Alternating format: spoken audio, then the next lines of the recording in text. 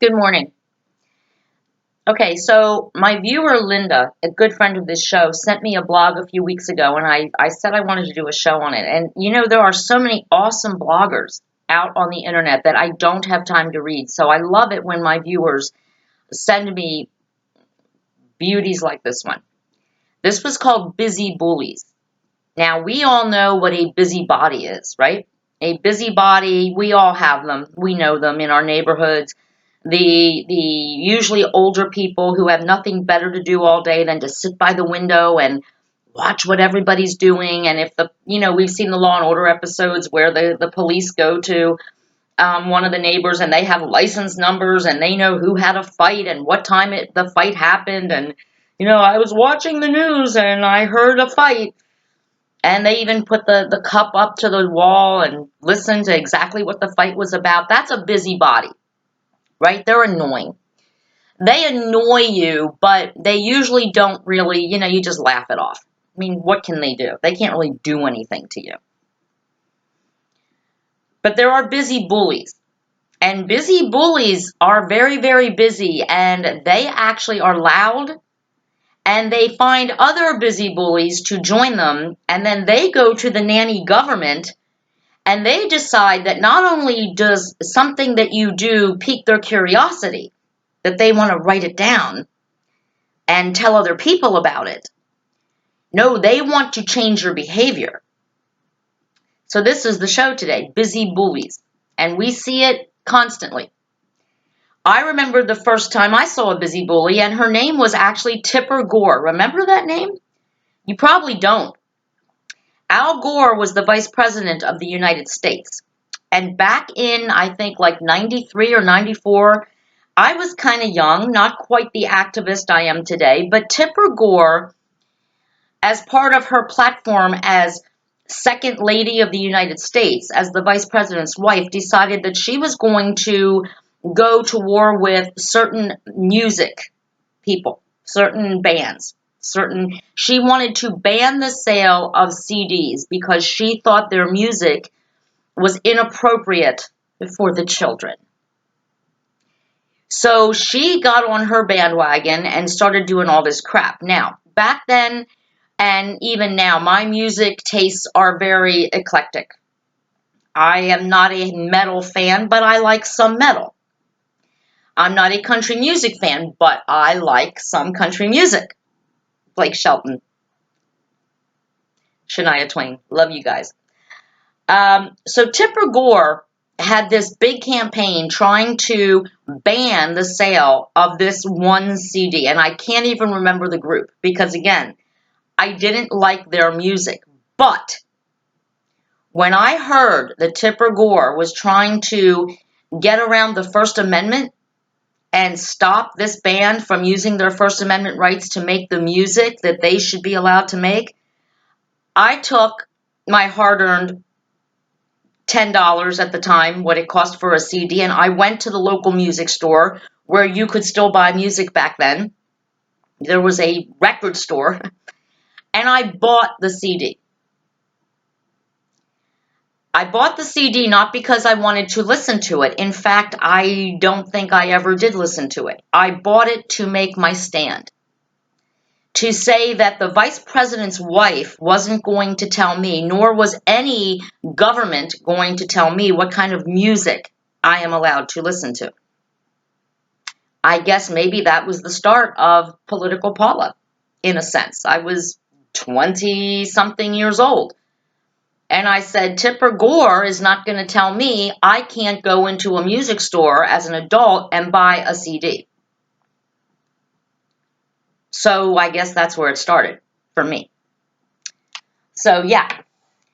But now we already know so many of these bullies. The smoking, cigarette smoking. I'm sorry I have to keep coming back to it, but nowhere have we seen busy bullies more than in the smoking discrimination against smokers. It was one thing when people said, I don't want to go to a restaurant and sit around people who are smoking. I don't want to inhale secondhand smoke. Let's put the smokers outside. Now we have people, the busy bullies, who having us smokers outside isn't good enough for them, because they don't want to walk past a restaurant or bar where we're standing outside smoking a cigarette in between courses, as we do, us smokers. That's what we do. When we have to wait for something, we go out, we want to smoke. So we go out and smoke. We smoke when we're bored. We smoke when we're waiting. We smoke when we're drinking. And now especially people where there is a neighborhood bar, and there are residents who live around the bar. Now these people, these busy bullies, are bitching because there are a lot of people congregating outside a bar or restaurant to smoke. And they're talking, and the people in these houses can hear them, and they're drinking alcohol if it's a place where you can drink alcohol and smoke at the same time. Great place, by the way. But now they're bitching that they don't even want us smokers to be outside if they can walk past us, or they can hear us, or they can see us. They basically want us to disappear into our homes. Now, again, we're connecting dots. In your home, yes, you can smoke unless you live in a condo. You paid $500,000 for your condo. You own your condo. You pay taxes on your condo. You're not renting it. You own it. But your next door neighbor who shares a wall with you says, I can smell cigarette smoke. Oh my God. So the condo says, you know what? You can't smoke in your own condo. In the condo you own and pay taxes for. You can cook corned beef and cabbage every day of the week, which the neighbors can also smell. Unless you live where I used to live back in the 90s. The late 90s, I moved in with my husband for 4 years. We lived in an apartment. We were downstairs. We had neighbors upstairs. Every time I made tuna fish or chopped an onion, the upstairs neighbors called the management and said they could smell my onions in their apartment. Yeah, busy bullies. They were trying to say basically management should tell me I can't chop an onion in my own apartment that I'm paying rent for because it upset them upstairs. Here's how I took care of that. I knocked on their door upstairs and said, by the way, my husband and I smell marijuana smoke in our apartment downstairs an awful lot. Should I tell management, or do you just want to let me make my damn tuna salad whenever I fucking feel like it? Took care of that problem real quick. There is always a busy bully. And in today's society, they're coming after you. You might say, oh, I don't smoke cigarettes, so good for them. Somebody needs to get rid of these smokers, these criminal smokers. Somebody needs to get rid of people who chop onions in their own home. How about salt? How about going to a restaurant and paying $25 for an entree and the chef isn't allowed to use salt to prepare your meal? Think you're going to have a great meal? An unseasoned meal? As many of you know, I am a chef. I do consider myself a chef. I make gourmet style food in my home. I use salt. I use a lot of salt. I use 4 different kinds of salt, actually. I use kosher salt. I use finely ground sea salt. I use coarse sea salt. So I use a lot of salt. Because an unseasoned meal in a cooking competition will get you chopped. But there are people in this country who believe that fat people and people having heart attacks, well, we can save their lives if we ban salt. So now you can go to a fine dining restaurant where you're paying a lot of money for your food. And not only will you not find a salt shaker on your table, but the chef is being told by the nanny government that they're not allowed to use salt to cook your food. Watch an episode of Chopped on Food Network. See how many people have gotten chopped for not seasoning their food properly. This needs salt. You're done in the competition. There have been people on Chopped who say that we cook healthy food. They don't last long. Because when you're in a cooking competition, the judges do not want to eat healthy food. They don't want to eat vegan food. They don't want to eat vegetarian food. You open a basket, you cook what you have. If it's a big-ass piece of meat and you're a vegetarian, too freaking bad. You got to cook it and serve it and make it taste good. And if you had open heart surgery and you don't use salt, you better use it to cook if you're in a competition for $10 or $15 or $50,000. Because if you don't use salt in your dish, you're not getting the money. You're going home. There are restaurants now that ban cooking with salt. And they ban having salt shakers on the table, so the customer, who is always right, remember we've been talking about customers always being right, can't even have their own salt. It's to the point where now I have to put a salt shaker in my purse or in my pocket when I go out to eat, in case my food is under seasoned and I have to season it myself. And as a chef, I know what good seasoning is. Trans fat. New York has banned trans fat. Kentucky Fried Chicken has banned trans fat. And I don't care what you think about, oh, trans fat doesn't have a flavor. Actually, it does. Now look, Kentucky Fried Chicken, don't put your thumbs together. Don't sue me, Kentucky Fried Chicken. You still have really good chicken. But it's different. And the second you stopped using trans fat in your chicken, I could taste a difference. Now I get my chicken elsewhere when I can. Trans fat is not good for you, but if you do it in moderation, it's not horrible for you either. But again, these bullies, these busy bullies, they just said, we don't like seeing fat people munching down on Kentucky Fried Chicken. There has to be something the government can do. Help us. And the government chose that. Now we've got the war on soda, on soft drinks, sugary drinks, period, juices, anything. I don't know. I'd like to buy the world a Coke. Hell, the commercial they just had, that because some people were offended by it, loud people, busy bullies were offended. I wasn't offended by it, but whatever. A Pepsi saved people from beating up on the police. It made peace. Pepsi is peace. I don't know. But yeah, sugary soft drinks. Now we're at war with that. We want to ban them, or we want to curb the way people use them, or we want to charge a tax on them, or we want to make them smaller. Like American people who love Coca-Cola and are only allowed to buy 3 or 4 ounces at a time won't just get 5. These busy bullies, they don't get it. The people they're bullying are smarter than they are. Anybody can bitch about something, but the people who you're messing with, we mess back, we fuck back. We figure out a way to enjoy our life regardless of what you think of us. I still smoke just about anywhere I choose to, except for indoors.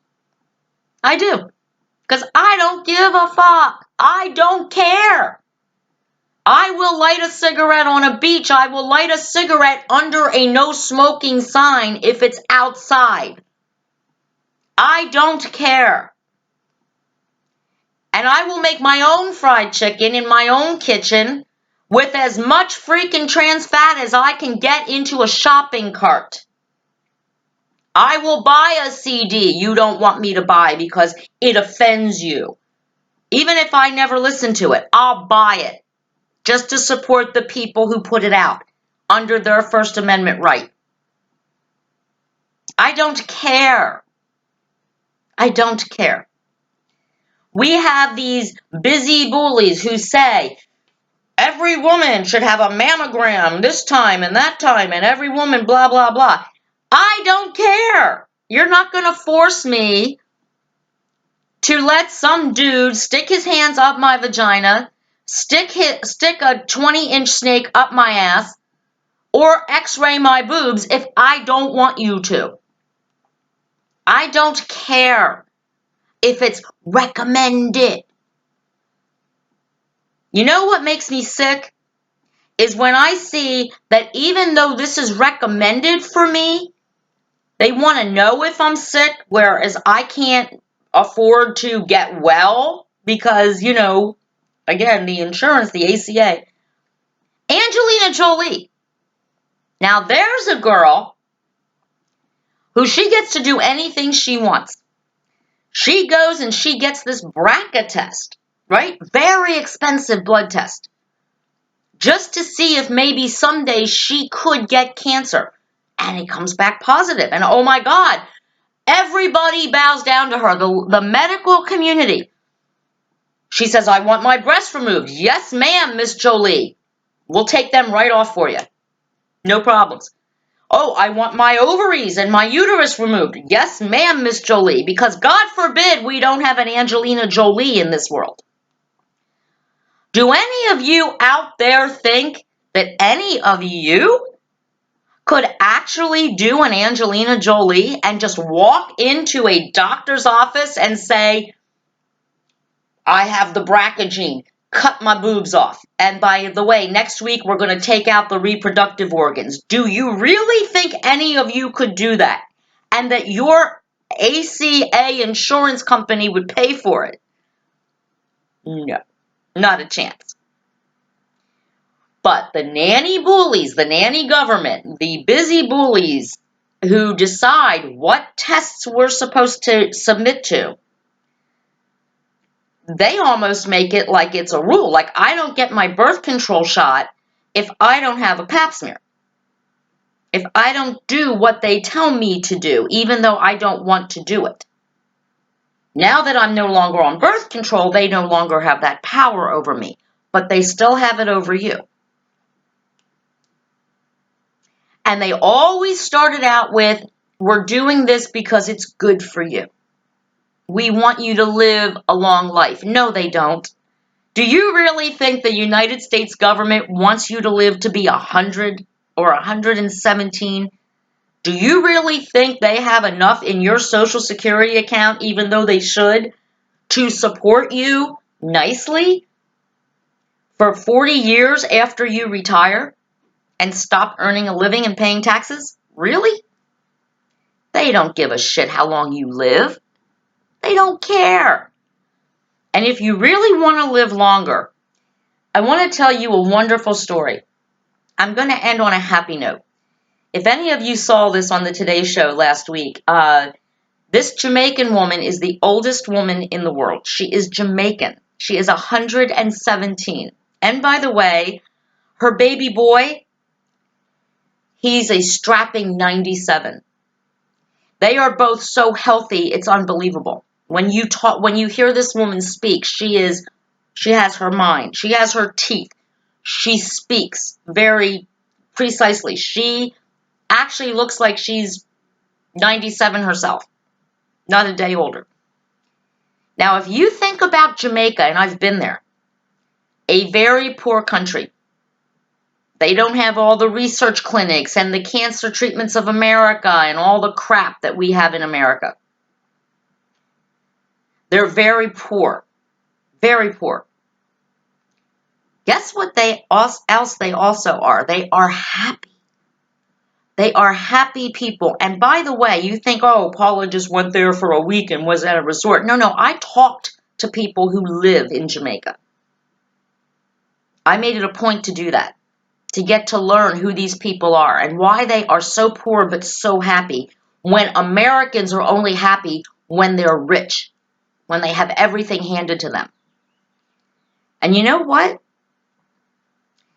What these people say is that it's family, hard work, and what we have is what we have, and we accept it. And we have our healthy children, and we are so blessed, and we are happy. We're happy people, and they are. The other thing they don't have in Jamaica is supermarkets. There is no Giant, there is no Walmart, there is no Wise Markets, at least where I was. There was none of these. They don't go to the supermarket and buy bacon that lasts for 8 months in the refrigerator. They feed their own animals. They kill their own animals. They eat what they grow. They grow fresh fruits, fresh vegetables. I'm not a fruit eater, but when I was in Jamaica, I had fruit every day. Do you know why? Because it was the best freaking fruit I ever had in my life. Papaya and pineapple. Gorgeous, gorgeous. Watermelon. And it's all fresh. I wasn't eating processed spam or bologna or hot dogs that last 12, almost a year without even being refrigerated or frozen. Well, frozen. No processed food. They kill what they eat. What is on their table at night was fresh from today. It wasn't in the freezer for 8 months. It wasn't on the grocery store shelf for weeks and weeks and months and months. It doesn't have a long shelf life, but it is healthy and fresh food. Maybe that is why this beautiful woman is 117 years old. Could be the great rum they have down there. They drink rum. They smoke cigarettes. I was never told when I was in Jamaica that I could not smoke a cigarette anywhere I wanted to. They don't sweat all the small shit that the busy bullies in America force us to sweat, because they're always out there telling us, this is bad for you, this is causing cancer, this is going to kill you. They don't have that shit in Jamaica. They don't turn on their 4 TV channels and hear on the news every day that they need a mammogram or they need this or that. I wonder if this 117-year-old woman ever even had a pap smear. Somehow I doubt it. Maybe that's another reason why she has lived so long. I don't know the answer, but I know that they are happy people and they have far less than we have. And yet in our country, we are so miserable with all the blessings that we have at our fingertips every single day, if only we want to work for them. We are so miserable that we have to put ourselves into other people's business. We have to become busy bullies. That somehow, if I'm sleeping with another woman, it's my neighbor's business. She needs to do something about that. That's against her Bible. Well, it's not against my Bible. So I get to sleep with whoever the hell I want. Who I'm sleeping with. How much salt I put in my food. If I cook with lard. That is nobody's business. And if I light up a legal cigarette, that's nobody's business either. Yet, some people just have so much time on their hands that's what they actually spend their days doing. I don't like the music you're listening to. I don't like that you're standing outside smoking a cigarette, and when I walk past your house, I get a whiff of your cigarette in 3 seconds. I don't like what you cook in your kitchen, because I can smell it in my house. I don't like that you give your kid a soda every day with lunch or with supper. I don't like what you do. You know what? If you don't like what I do, I don't like you.